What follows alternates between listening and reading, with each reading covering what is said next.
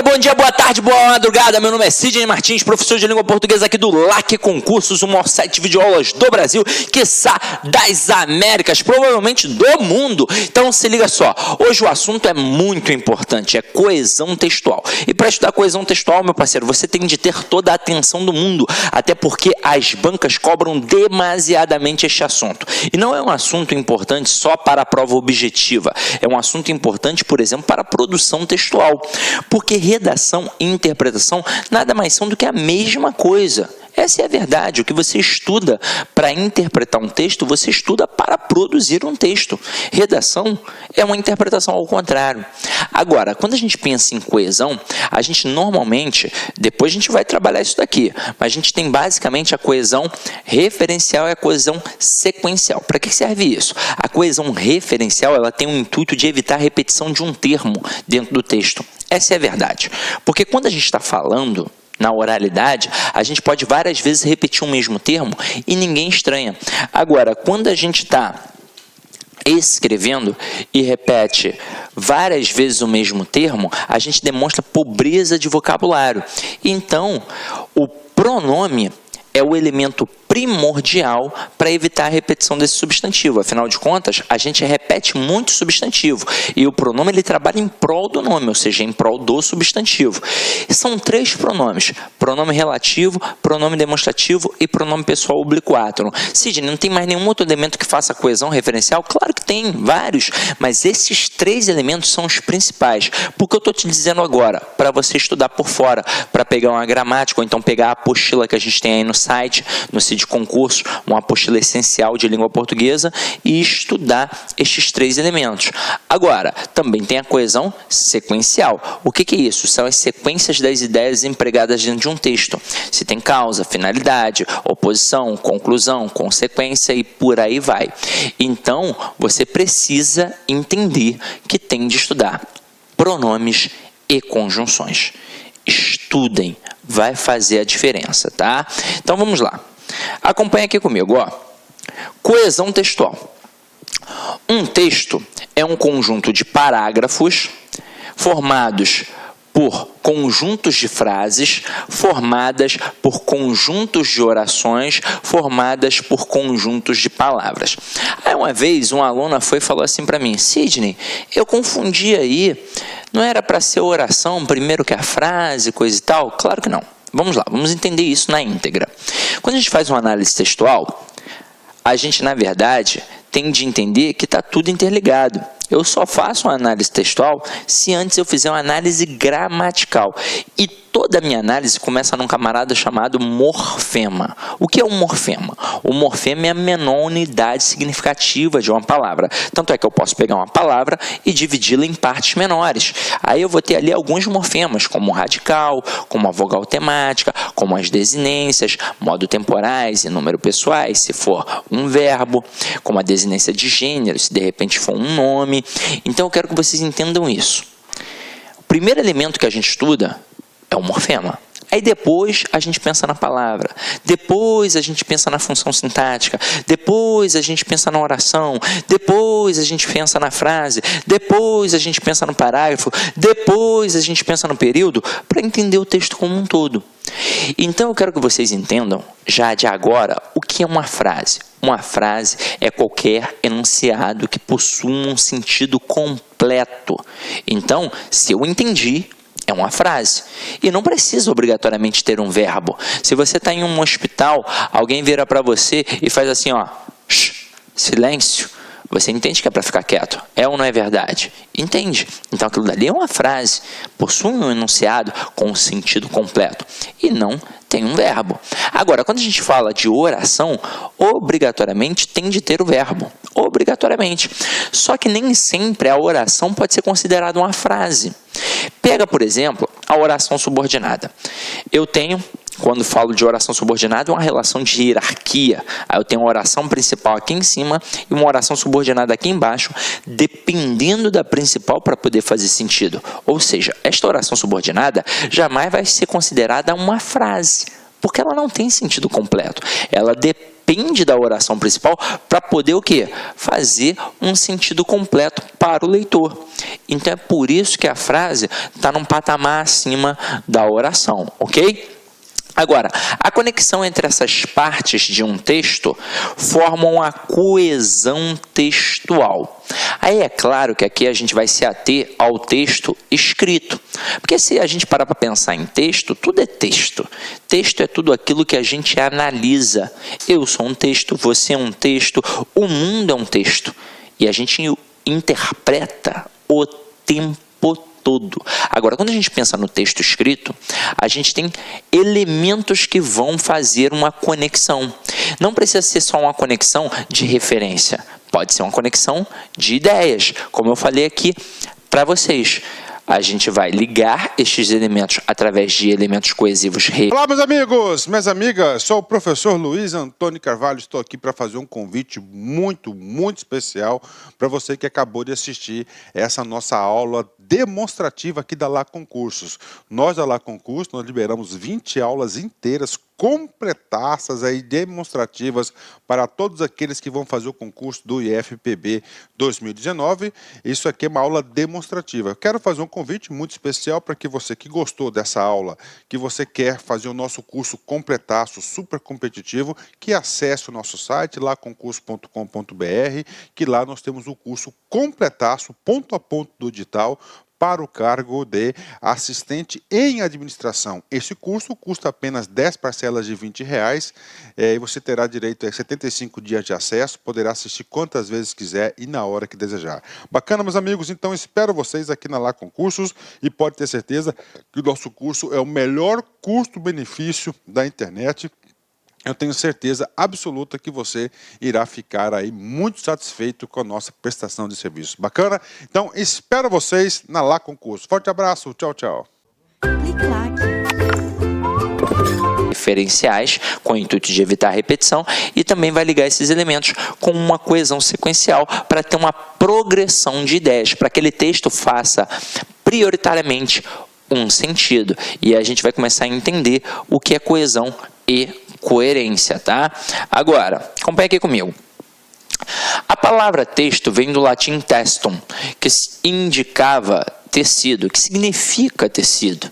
Assim, a coesão constitui as conexões entre os fios do tecido ou entre as informações, de modo a garantir que o texto pareça um conjunto harmônico. Detalhe: quando a gente pensa em texto, como nos foi apresentado, é exatamente isso, tá? Não é o joguinho da velha, não, é o tecido. Se você olhar mais de perto a minha blusa ou qualquer tecido, você vai perceber que são entrelaçados fios, linhas, para formar mais ou menos isso daqui. Aí é óbvio que é um conjunto harmônico. Só que cada texto tem o quê? Tem as suas entrelinhas, que na verdade são as inferências que a gente vai fazer em relação àquilo dali, só que depende do quê? Depende do nosso conhecimento de mundo. É para mostrar que o texto, ele adquire uma certa autonomia a partir do momento que ele é produzido. Então o autor, ele de repente quis dizer uma coisa, só que aquele texto, ele pode ser tão bom que ele pode adquirir outras nuances, através do quê? Do conhecimento de mundo do leitor. É claro que todo texto tem uma intencionalidade discursiva. Então, a ideia primária foi focada através dos olhos do leitor. Só que na hora que eu leio, vai depender se eu tenho bagagem para interpretar aquilo ou não. Vou citar como exemplo o nosso ambiente escolar e clássicos da literatura, como, por exemplo, Machado de Assis, Guimarães Rosa, Clarice Lispector, Altran Dourado e por aí vai. Aí você, quando criança, pegou um livro para ler e detestou. Provavelmente você não tinha maturidade, bagagem para fazer aquele tipo de leitura. Aí depois de um tempo, já na faculdade, você escuta os seus amigos falando, pô, tal livro é bem bacana. Escuta o professor falando, pô, tal livro é muito legal. Aí você pensa, caramba, só eu que detestei? Você detestou talvez porque não tenha lido no momento certo. Porque na hora que você faz uma segunda leitura, agora com a bagagem maior, você, nossa, agora eu entendi, agora eu compreendi. E qualquer tipo de texto é assim, na verdade. Quanto mais eu leio, mais eu absorvo. Perdão. Mais eu aprendo. Então, Aí está o segredo para análise textual, mas está o segredo para a gramática, está o segredo para todas as outras matérias. Se eu quero aprender mais, eu devo repetir cada vez mais e mais aquele conteúdo, tá? Ok? Agora, se liga só. Antes, deixa eu até apagar aqui. A gente diz que um texto está sem coesão quando suas ideias não estão claramente relacionadas. E eu vou mostrar para vocês que é possível um texto não ser coeso, assim como é possível um texto não ser coerente. Então, vou colocar 2 exemplos aqui para que vocês possam entender isso agora, na íntegra. Então, vamos lá, ó. O primeiro, eu não simpatizo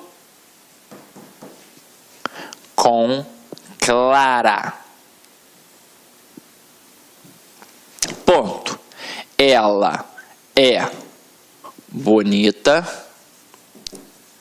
simpática e sempre me ajuda. Aí pensa comigo agora, ó. Vamos olhar estrutura por estrutura. Eu não simpatizo com Clara. Vamos lá. Quem é que não simpatiza com Clara? Eu. Então eu tenho aqui um sujeito, eu tenho aqui um advérbio, que sintaticamente é uma adjunta adverbial de negação. Eu tenho um verbo que é transitivo direto e indireto, que é transitivo indireto, porque quem simpatiza, simpatiza com alguém, quem não simpatiza, não simpatiza com alguém. Ou seja, ele exige a preposição com. Então vamos lá. E com Clara acaba funcionando como um objeto indireto. Se eu simplesmente parasse aqui, o texto faria todo o sentido do mundo. Eu não simpatizo com Clara. É um texto que dá para entender. Agora, ele começa a apresentar argumentos para poder nos dizer o motivo de não simpatizar com a Clara. Aí tá aqui, ó. Ela é bonita. Ela quem? Clara. Então ele começa a apresentar os argumentos para não simpatizar com a Clara. Só que o primeiro argumento que ele apresenta é um argumento positivo. É um argumento em prol da Clara. Aí tu começa, opa, não simpatiza com a Clara porque ela é bonita? É recalque, é inveja. Aí depois, porque é simpática. E caramba, e aí vem o pior. E sempre me ajuda. E aí você para e pensa, como é que eu não vou gostar de uma pessoa que é bonita, que é simpática e que, para piorar, sempre me ajuda? Caramba, ela só tem aspectos positivos, então é óbvio que eu só posso gostar dela. É óbvio que eu tenho de simpatizar com ela. Então o texto, ele é coeso, beleza. Mas ele é o quê? Incoerente. Então, quando a gente pensa em coesão e coerência, coesão é a estrutura do texto, coerência é o sentido do texto. Pensando numa escala de importância, a coerência acaba sendo mais importante que a coesão, porque tem de se fazer entendido, essa é a verdade. Agora, é óbvio que a coesão trabalha em prol da coerência. Então, quanto mais coeso um texto, a possibilidade desse texto ser coerente é muito maior.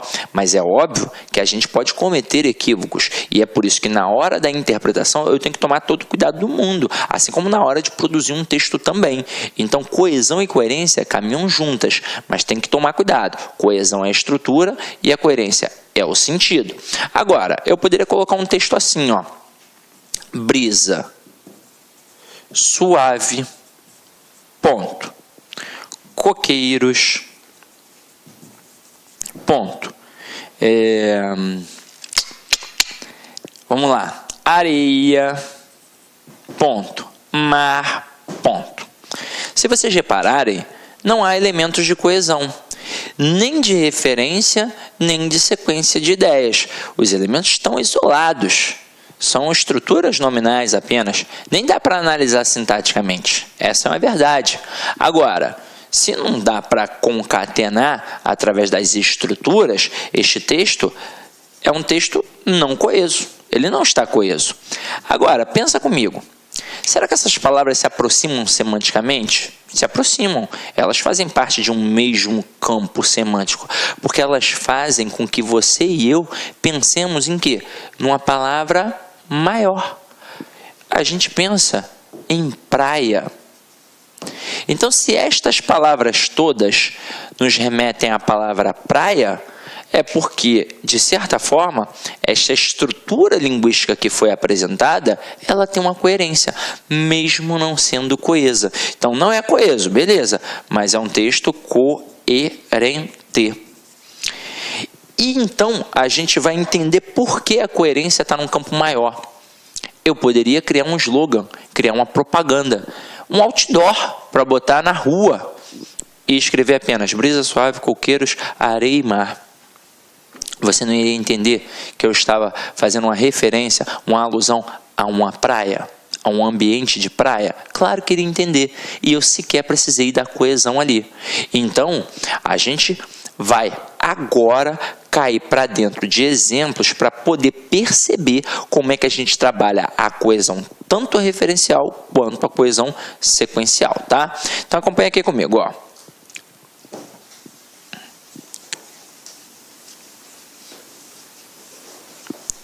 Olha um exemplozinho aqui bacana, ó.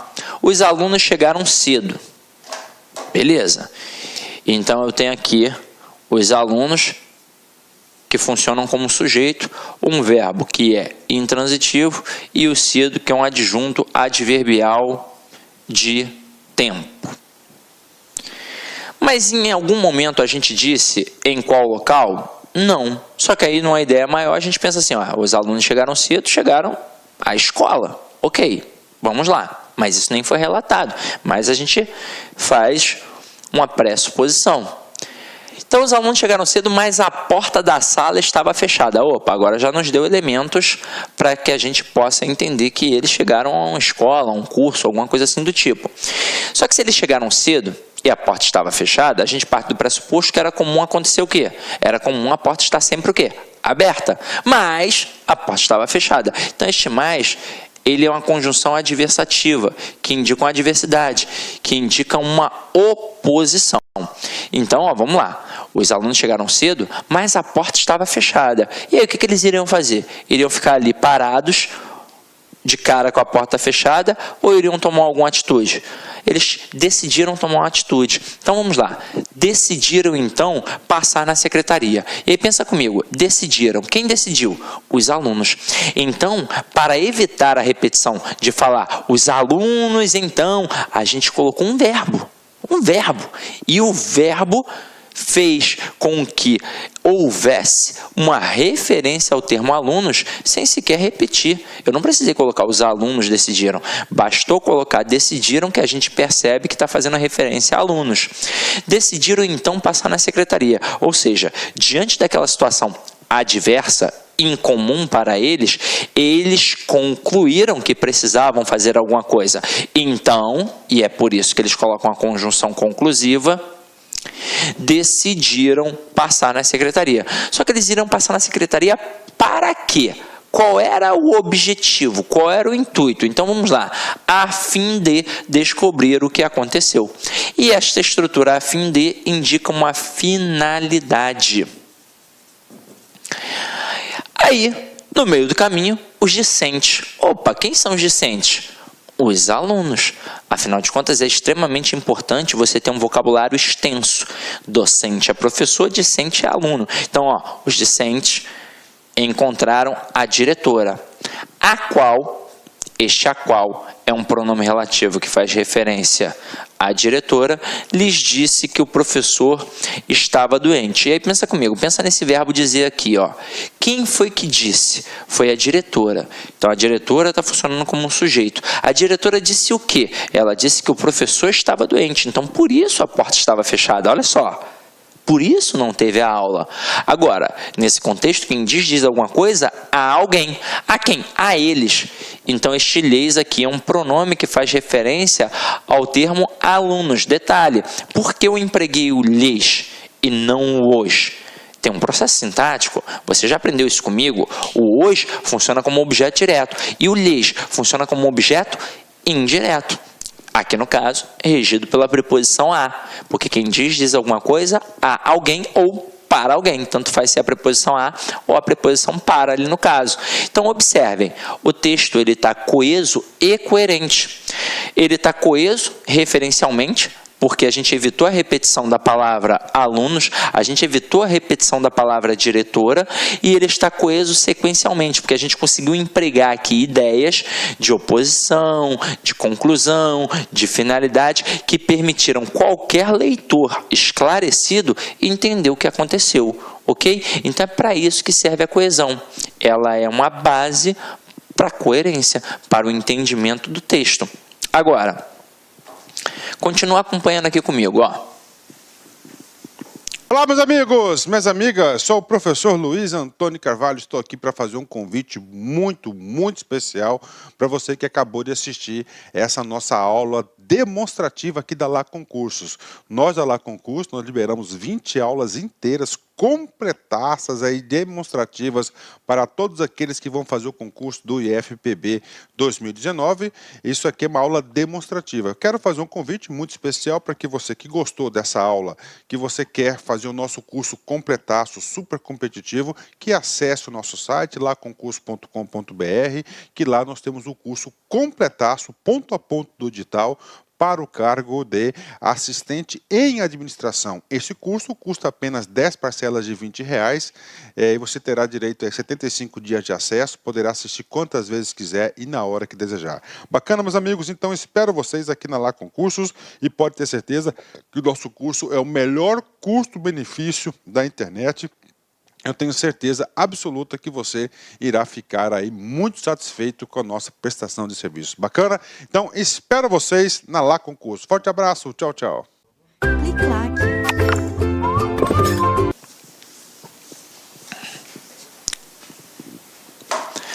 Opa, deixa eu apagar aqui para não ficar poluído. Nas provas de redação, os candidatos são frequentemente penalizados por não empregarem palavras que marquem a transição entre duas ideias ou dois parágrafos distintos. O que acontece, na verdade, geralmente em relação à redação?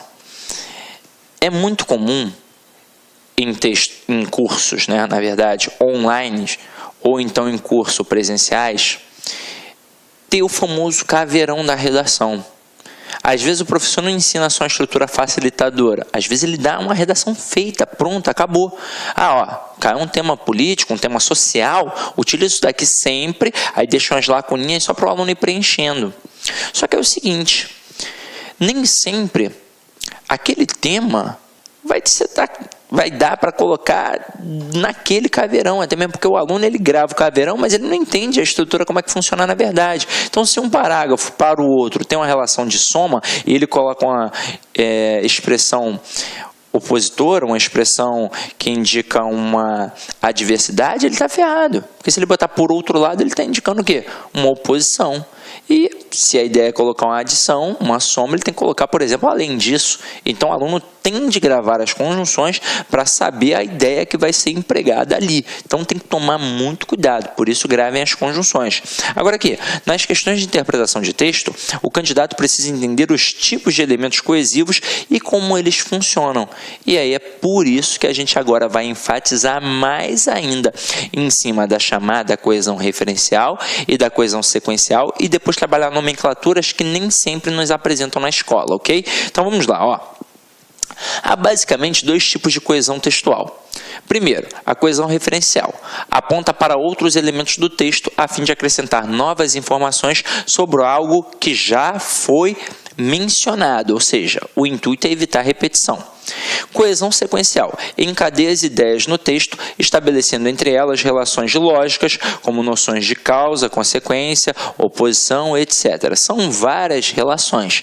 Agora, quando a gente pensa na relação de causa e consequência, a gente deixa aí bem clara uma relação muito grande utilizada nas provas de concursos públicos, que é a relação com o texto dissertativo. É claro que o texto dissertativo tem vários elementos de coesão sequencial, vários. Finalidade, oposição, conclusão, vários. Mas a relação de causa e consequência sempre vai permear esse texto. Por quê? Porque os textos apresentados para nós, para a interpretação dissertativos na prova, e os textos dissertativos que a gente tem de produzir, normalmente são argumentativos. E aí a gente tem um tópico frasal e argumentos para apresentar, para sustentar essa ideia, esse tópico frasal. E aí, normalmente, você pode reparar que é uma relação de causa e consequência. como se a ideia a ser defendida, o tópico frasal, fosse uma consequência e os argumentos apresentados fossem o quê? As causas. Então sempre vai haver uma relação de causa e consequência nesses tipos de textos, ok? Então vamos lá. Agora o que a gente vai fazer? A gente vai trabalhar um pouquinho em cima da coesão referencial para a gente poder matar todos os conceitos, tá? Então acompanha aqui comigo, ó. Os principais elementos que estabelecem coesão referencial são os substantivos e os pronomes. E até uma dica que eu dou para o aluno quando ele tem muita dificuldade, porque isso acontece, tem aluno que tem muita dificuldade, tem aluno que tem facilidade. Então, a relação vai ser sempre entre substantivo e pronome, uma relação primária, é claro. Agora, se você está fazendo uma prova e vai cair coesão referencial na sua prova, provavelmente o camarada vai trabalhar ali com a questão de compreensão de texto.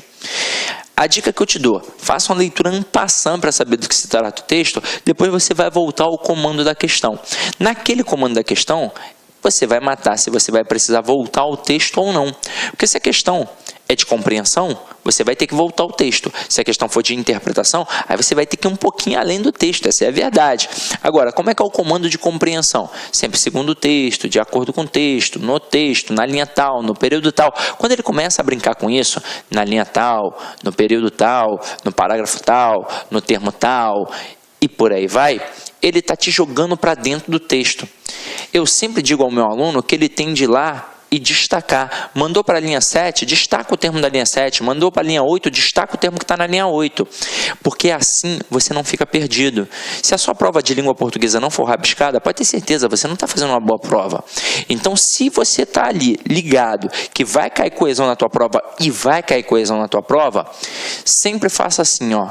Sublinhe os substantivos e envolva os pronomes que fazem referência a estes substantivos. Na hora que partir para a questão, provavelmente uma questão vai pedir o referente de um termo como um pronome. Se você já fez essa ligação na hora que estava marcando o texto, com certeza você vai acertar de cara, sem perder tempo, ok? Então acompanha aqui comigo, ó. Exemplo. Maria trocou o relógio que seu pai lhe havia dado, o aparelho estava com defeito, então a vendedora logo substituiu o presente comprado por seu pai. Então eu destaquei aqui algumas cores. Partes que eu não quero chamar a atenção, eu coloquei em preto.